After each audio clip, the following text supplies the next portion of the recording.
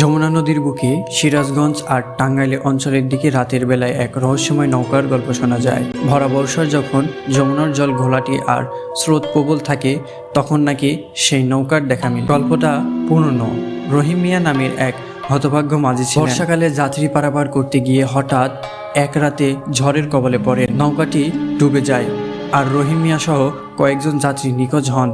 তাদের দেহ আর খুঁজে পাওয়া যায়নি। এরপর থেকে দুর্যোগপূর্ণ রাতে যখন আকাশ মেঘ গর্জন করে আর যমুনার ঢেউ উত্তাল হয়ে ওঠে তখন নাকি নদীর বুকে একটি আলোহীন নৌকা ভেসে বেড়াতে দেখা যায়। নৌকাটিতে কোনো পাল থাকে না, বইটা থাকে না, অথচ সেটি স্রোতের বিপরীতেও চলতে পারে। অনেকেই বলেন নৌকার ভেতরে নাকি আবছাভাবে কিছু মানুষের ছায়া দেখা যায় যারা নীরবে বসে থাকে, তাদের মুখ বিস্তীর্ণ আর তাদের চোখ যেন অন্ধকারেও জ্বলজ্বল করে। কোনো নৌকার সেই রহস্যময় নৌকার কাছাকাছি গেলে নাকি দিক হারিয়ে ফেলে অথবা ইঞ্জিনের সমস্যা দেখা দেয়। সিরাজগঞ্জের শাহজাহান নামের এক মৎস্যজীবী বর্ষার রাতে মাছ ধরতে গিয়েছিলেন। হঠাৎ করে ঝড় শুরু হলে তিনি কুল হারিয়ে ফেলেন। চারিদিকে অন্ধকার আর ঢেউয়ের ধাক্কা।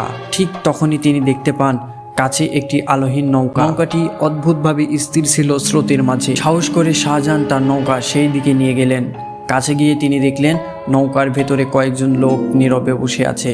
তাদের মুখ এতটাই বিস্তীর্ণ ছিল যে শাহজাহানের বুকটা ধুপ করে উঠল। তিনি তাদের জিজ্ঞাসা করতে যাচ্ছিলেন কিন্তু তার মুখ দিয়ে কোনো কথা বের হলো না। হঠাৎ করেই নৌকাটি যেন কুয়াশার মধ্যে মিলিয়ে গেল। শাহজাহান হতভম্ব হয়ে কিছুক্ষণ তাকিয়ে রইলেন, তারপর কোনো মতে নিজের নৌকা চালিয়ে পাড়ে ফিরে এলেন। পরের দিন সকালে শাহজাহান গ্রামের লোকদের কাছে রাতের বেলা ঘটনা খুলে বললেন। প্রবীণরা তাকে যমুনার সেই ভুতুরে নৌকার কথা জানালেন। তারা বললেন ওটা আসলে সেই ডুবে যাওয়া মাঝির আর তার যাত্রীর আত্মা, যারা আজও মুক্তি পায়নি। যমুনা পাড়ের মানুষেরা আজও বর্ষার রাতে নদী পারাপার করার সময় খুব সতর্ক থাকে। তারা বিশ্বাস করে সেই ভুতুরে নৌকা হয়তো আজও যমুনার বুকে ঘুরে বেড়ায় আর তার নীরব উপস্থিতি নদীর তীরে এক রহস্যময় ভয়ের সৃষ্টি করে। ভরা যমুনার ঢেউ আর রাতের অন্ধকার যেন সেই হারানো আত্মাগুলো দীর্ঘশ্বাসে প্রতিধ্বনি।